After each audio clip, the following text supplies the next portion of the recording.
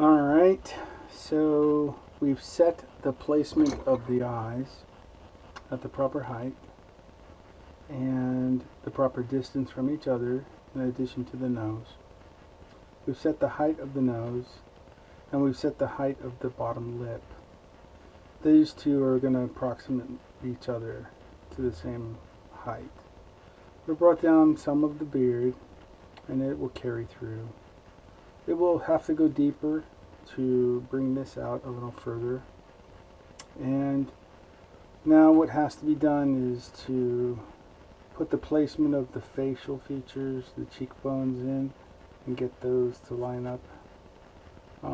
Bringing back the face and rounding the face and the forehead as well. And in order to do that, what's required is to cut finally into the cowl itself. We'll have to cut into the cowl deeper into here, giving myself a little room to work,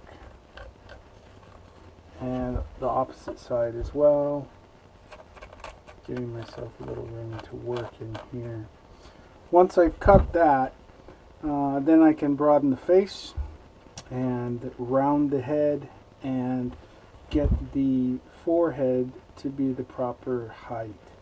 That would initiate more depth here and here, certainly here and here, to make the brow more pronounced. So next up is to cut into the cowl and start that task.